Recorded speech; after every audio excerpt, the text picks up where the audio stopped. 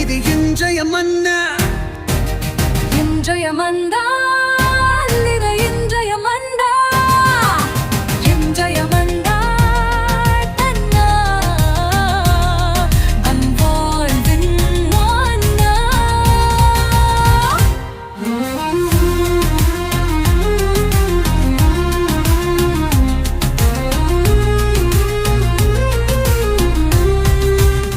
இயேசுவுக்கு பிரியமான அன்பு இறை உறவுகளே, நண்பர்களே, உங்கள் ஒவ்வொருவரையுமே சிறப்பாக இந்த புதிய நாளிலே சந்திப்பதிலே மிகுந்த மகிழ்ச்சி. அன்புக்குரியவர்களே, இன்று நான் உங்கள் முன்பாக ஒரு நன்றி உணர்வோடு நிற்கிறேன். டிசம்பர் மாதம் 31ஆம் தேதி புதன்கிழமை, இந்த ஆண்டினுடைய இறுதி நாள். பாருங்க, ஒரு வருடம் முடிந்ததுங்க. நான் கூட இந்த ஒரு வருடமாக இன்றைய மன்னா என்ற இந்த நிகழ்ச்சியை தொடர்ந்து கொடுத்து கொண்டே இருக்கிறேன். ஒரு மன நிறைவு, கடவுளுடைய வார்த்தையை தினமும் பகிர்ந்து கொள்ள, அதை தியானிக்க, அதன்படி கொஞ்சமாவது நானும் வாழ, கடைபிடிக்க இந்த ஆண்டு முழுவதும் கடவுள் எனக்கு கொடுத்த அந்த பெரிய கொடைக்காக நன்றி கூறுகிறேன். பிரியமானவர்களே, ஒரு வருஷம் முடிஞ்சச்சா அப்படிங்கிற ஒரு உணர்வோட, ஒரு புதிய வருஷம் நான் பார்க்க போறேன்னா, கடவுள் எனக்கு இன்னொரு ஆண்டை கொடையாக கொடுக்க போகிறாரா அப்படிங்கிற ஒரு நன்றி உணர்வோட இந்த நாளிலே நான் உங்களை சந்திக்கிறேன். அன்புக்குரியவர்களே, நீங்கள் கூட இந்த ஆண்டின் இறுதி நாளிலே நன்றி உணர்வோடு இருக்கலாம். இன்னைக்கு சிறப்பா எல்லா ஆலயங்களில கூட 1 மணி நேரம் நன்றி ஆராதனை வைப்பார்கள். ஒரு ஆண்டு முழுவதும் கடவுள் செய்த அனைத்து நன்மைகளுக்காக நன்றி சொல்ல நாம் அழைக்கப்பட்டிருக்கிறோம். நன்றி உணர்வோடு கடவுள் எவ்வளவு பெரியவராக இருக்கிறார், கடவுள் எவ்வளவு நன்மைகளை நம்முடைய வாழ்க்கையை செஞ்சிருக்கிறார். நல்ல உயிர் மூச்சை கொடுத்திருக்கிறார், உடல் ஆரோக்கியத்தை கொடுத்திருக்கிறார். இந்த ஆண்டுல பல்வேறு பிரச்சனைகள் நடந்திருக்கலாம், அதையெல்லாம் சந்திக்க செஞ்சிருக்கிறார். அதிலிருந்து வெளியே வர வச்சிருக்கிறார். அதை எப்படி நாம ஹேண்டில் பண்ணணும், அதை எப்படி சமாளிக்கணுங்கிறதெல்லாம் கடவுள் கொடுத்திருக்கிறார். அவருடைய துணையாளரை அனுப்பி நம்மை அருள்பொழிவு செஞ்சிருக்கிறார். இந்த திருவருகை காலத்துல கூட இது சிறப்பாகவே இந்த ஆன்மீக வழிகாட்டியாக நல்ல நற்செய்தியை கொடுத்து, தவ காலத்தை கொடுத்தாரு, திருவருகை காலத்தை கொடுத்தார், பொது காலங்களை கொடுத்தார், பாஸ்கா காலங்களை கொடுத்தார். இந்த மாதிரி காலங்கள்லாம் இந்த ஆண்டுல கொடுத்து நம்மை அவரோடு இணக்கமாக வாழ வைத்திருக்கிறார். ஒவ்வொரு நாளுமே நற்கருணை மூலமாக நமக்கு உணவாக வந்து நம்மை திடப்படுத்தி இருக்கிறார். பல்வேறு சோர்வுகள், உடல் வியாதிகள், மன வியாதிகள், குடும்பத்தில் இருக்கிற பிரச்சனைகள், சண்டைகள் எல்லாம் நீங்கி இருக்கிறது.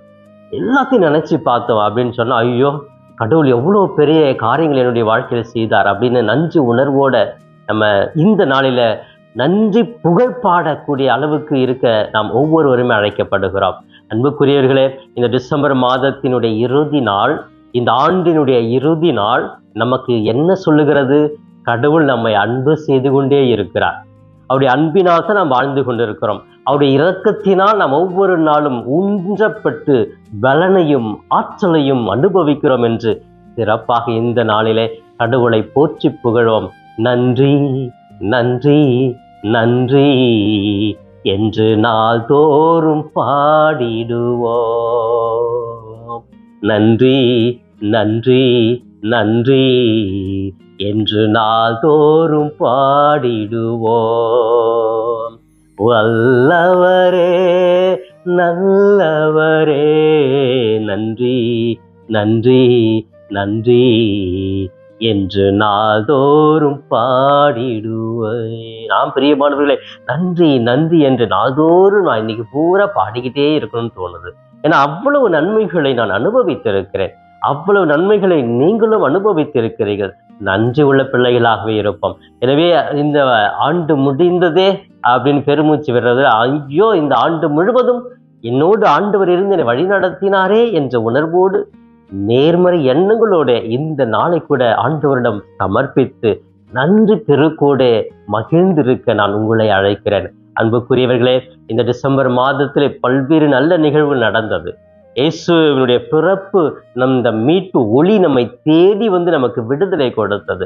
அந்த இறைவன் இம்மானுவேலாக நம்மோடு தங்கி நம்மை வழிநடத்துபவராக நமக்குள் தான் இருக்கிறார் என்பதை புரிந்து கொண்டு மீண்டும் நாம் புதிய ஆண்டுக்குள் காலெடுத்து வைத்து தொடங்க நான் உங்களை அழைக்கிறேன். அன்புக்குரியவர்களே, சிறப்பாக இன்று டிசம்பர் மாதம் 31ஆம் தேதியிலே தாயாம் திரு அவை நமக்கு கொடுக்கிற இன்றைய மன்னா என்ன என்று பார்க்கிற பொழுது யோவான் நற்செய்தி பிரிவு 1 இறைவார்த்தையில் 1-18 முடிய யோவான் நற்செய்தியாளருடைய நம்பிக்கை, அவருடைய நம்பிக்கை சார்ந்த ஒரு சான்று சாட்சிய வாழ்க்கையை பற்றி இந்த நாளிலே, இந்த ஆண்டினுடைய இறுதி நாளிலே நாம் தியானிக்க அழைக்கப்பட்டிருக்கிறோம். இன்று நம்முடைய தாயாம் திரு அவையானது சிறப்பாக புனித சில்வஸ்டர் ஆயருடைய திருவிழாவையும் கொண்டாடுகிறது. ஆயராக பல்வேறு சூழ்நிலைகளிலே இயேசுவை அறிவித்த ஒரு பெரிய ஆயராகவே இருக்கிறார். இந்த சில்வஸ்டர் புனிதரை போன்று நல்ல பண்புகளோடு நாம் வாழவும் அழைக்கப்பட்டிருக்கிறோம். அன்புக்குரியவர்களே, யோவான் நற்செய்தியாளருடைய நற்செய்தியினுடைய தொடக்க பகுதியை தான் நாம் இந்த நற்செய்தியிலே வாசிக்கிறோம்.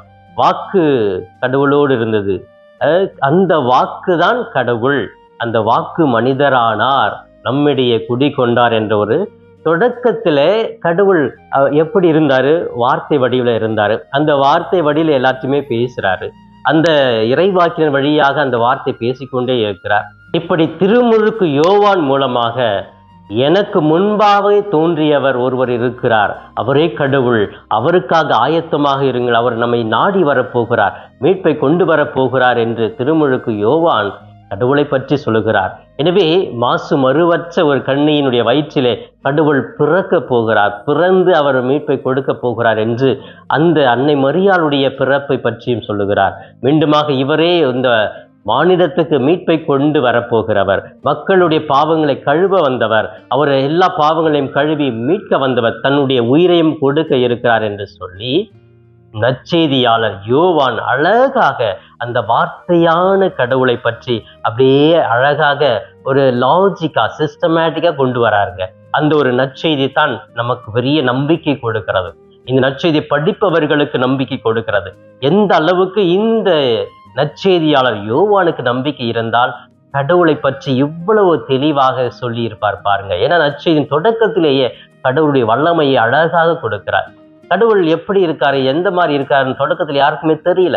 வார்த்தையால பேசிக்கிட்டு தான் இருந்தார், எல்லாரையும் வழி நடத்தினார். அந்த வார்த்தையான கடவுள் மனு உருவெடுத்து மனிதனாக நம்மில் பிறந்து நம்மோடு இருந்து நமக்காக மறிக்க இருக்கிறார் என்ற ஒரு பெரிய உயர்ந்த நம்பிக்கை, தியாலஜி, இறையில பத்தி இந்த நற்செய்தியாளர் அழகாகவே புரியும்படி விளக்குகிறார். அன்புக்குரியவர்களே, பாருங்க, இந்த நாளிலே இந்த நற்செய்தி நமக்கு என்ன சொல்லுகிறது என்றால், நற்செய்தியை நம்பிக்கையோடு அறிவிப்பது நமது கடமை, மற்றவருக்கு அதை புரியும்படி எடுத்துச் சொல்வது அதைவிட சிறந்த கடமை என்று இந்த நற்செய்தியின் மூலமாக நாம் புரிந்து கொள்கிறோம்.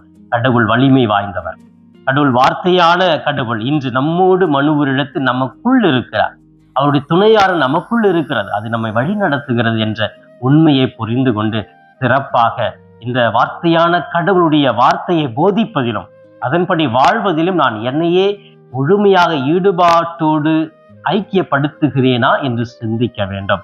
அன்புக்குரியவர்களே, இந்த நற்செய்தியை படிச்சு பாருங்க, இதுக்கு விளக்கமே தேவையில்லைங்க. அவ்வளவு எளிமையா நம்பிக்கையை உறுதியாக்கக்கூடிய அளவுக்கு இந்த நற்செய்தி அமைந்திருக்கிறது என்றால் கடவுள் நம்மோடு இருக்கிறார்.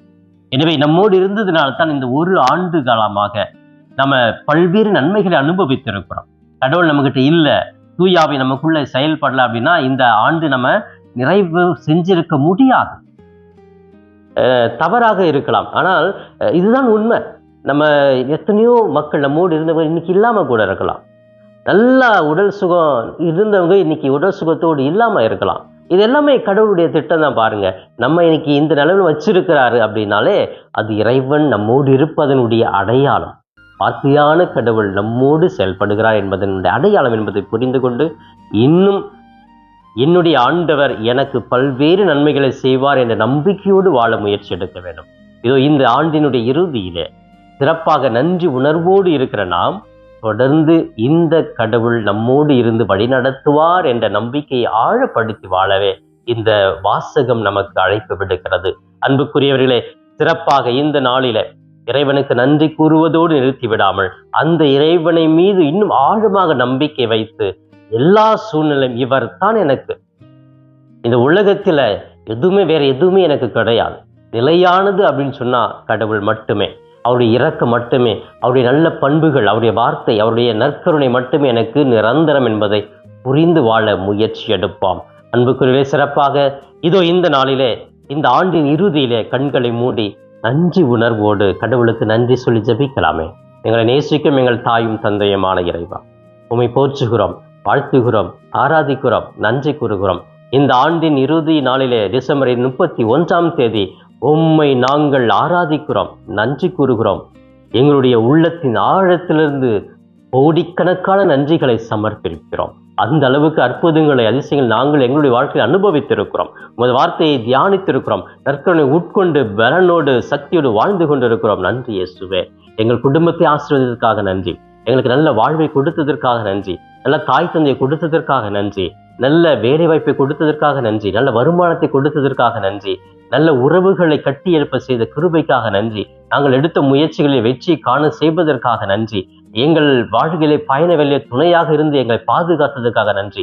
இயற்கை சூழ்நிலை எங்களை தாக்காமல் இருக்க எங்களை மீட்டு வந்த கிருபைக்காக நன்றி. இன்னும் பல்வேறு பிரச்சனைகள், பல்வேறு துன்பங்கள், சண்டை சச்சரவுகள், கடன் தொல்லைகள் இருந்த பொழுது எல்லாவற்றையும் எங்களை பாதுகாக்கிறதற்காக நன்றி. நாங்கள் வேண்டினதை எல்லாம் தவறாமல் கொடுத்த கிருபைக்காக நன்றி. அன்பு தெய்வமே, நன்றி நன்றி நன்றி நன்றி என்று நாங்கள் வாயார பாடி துதிக்கிறோம். நன்றி இயேசுவே. இந்த ஆண்டிற்காக நன்றி, இந்த வார்த்தைகளுக்காக நன்றி. இன்றைய மன்னா என்ற நிகழ்ச்சி இந்த ஆண்டு முழுவதும் எங்களுக்கு கொடுத்து தியானிக்க வைத்த கிருபைக்காக நன்றி. நன்றி இயேசுவே. நன்றியோடு துதிக்கிறோம். நீர் இல்லாமல் நாங்கள் வறண்ட நிலமாக மாறிவிடுவோம். நீர் இல்லாமல் எங்கள் வாழ்க்கையில எதுவுமே இல்லை என்பதை உணர்கிறோம். நீர் எங்களுக்கு தேவை. எங்களோடு பயணியும், எங்களை வழி நடத்தும். இவையெல்லாம் எங்கள் ஆண்டு வரும் மீட்பெருமான இயேசுவின் இணையற்ற நாமத்தில் ஜெபிக்கிறேன் என் ஜீவனுள்ள நல்ல பிதாவே. ஆமேன், ஆமேன். பிரியமானவர்களே, இந்த நாள் இனிய நாளாக இறை அருளை நிறைவாக பெற்று மகிழும் நாளாக இருக்க நான் வாழ்த்துகிறேன். உங்கள் ஒவ்வொருவருக்காக சிறப்பாகவே ஜெபிக்கிறேன். இயேசுவுக்கே புகழ், மரியே வாழ்க. Thanks for watching Father Das Cap YouTube channel. Subscribe and share the video to your friends. May God bless you.